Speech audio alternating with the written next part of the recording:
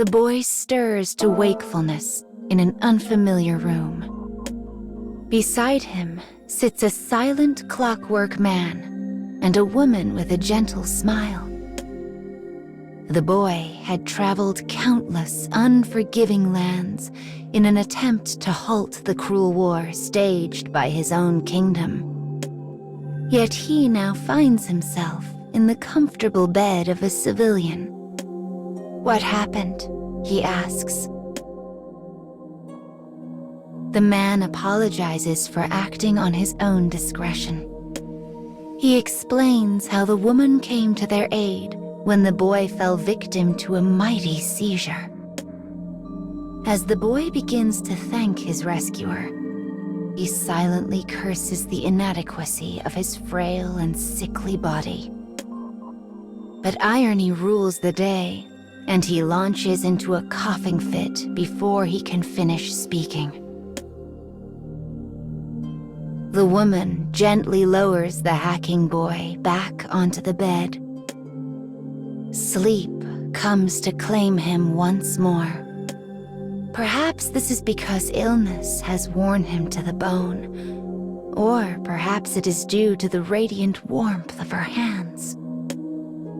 As he drifts away, he takes a moment to appreciate the brief moment of respite.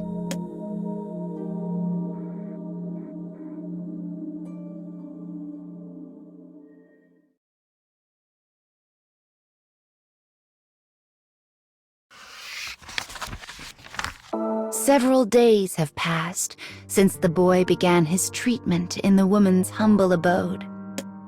He occasionally hears commotion erupt outside.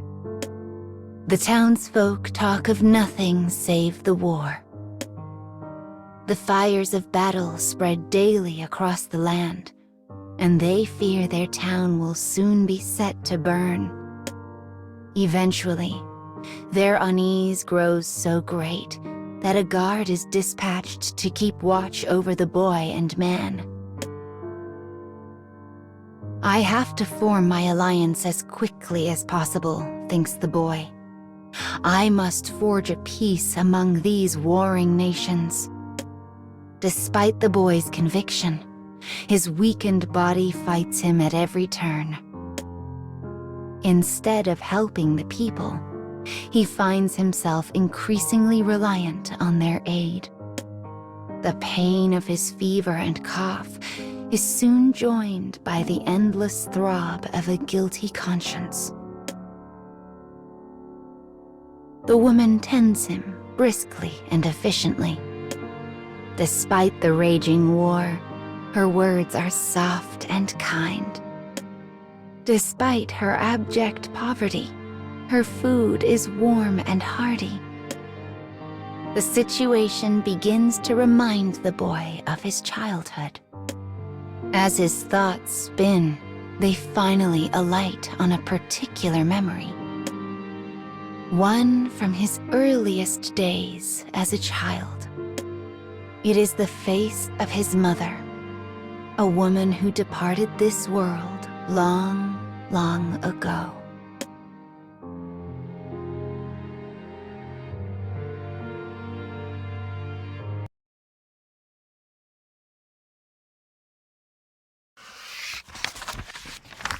Slowly but surely, the boy progresses in his recovery. One day, a thought occurs to him. Why is this woman working so hard for me? And why does she remind me of my mother? The boy asks his clockwork companion if he knows anything of her circumstances. The man nods and reaches for a nearby picture frame that is turned face down. He flips it over to reveal a family photograph. The man then begins to speak of the room's history. This country keeps a database of all citizens, one he had been able to access. He continues speaking, his voice dry and emotionless. He tells the boy what he found in the records of the woman's family. The room in which they rest once belonged to her child. The same child who smiles so brightly in the photo. But the fires of war had claimed him some time ago. And just as the boy sensed his late mother in the woman, so too did she sense her late child in him. A time of respite, a woman's devotion, a veiled love. Pain shoots through the boy's heart, but it does not come from his illness. Instead, it comes from a realization that his own homeland is responsible for all of this.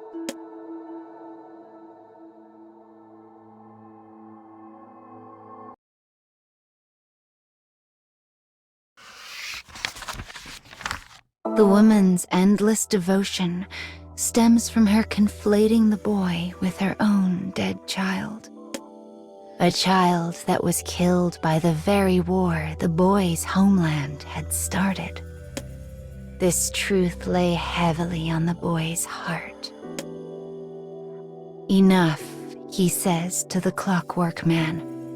"I can stay here no longer." He dresses himself and uses his staff to rise from the bed. As the man reaches to steady the boy, the distant rumble of cannon fire rings out. It is the sound of lives being lost. The familiar footsteps of tragedy march ever closer. They threaten to engulf the house at any moment. The woman suddenly leaps from her bed and rushes to the pair, begging them not to leave. "Let me go," says the boy. "I am not your son. I am from the kingdom, and royal blood flows in my veins." Shock breaks out across the woman's face before slowly morphing into hatred. "It's your fault," she growls. "Your fault. My son is dead, and it's all your fault." She lets forth an agonized howl, the pain of a mother tormented by an immutable past. "Yes," replies the boy, "I am responsible."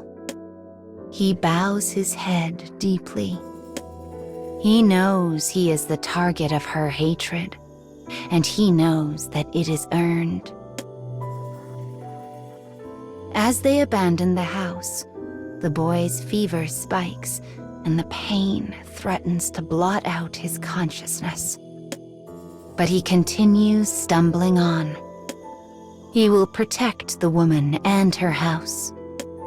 He will stop the war.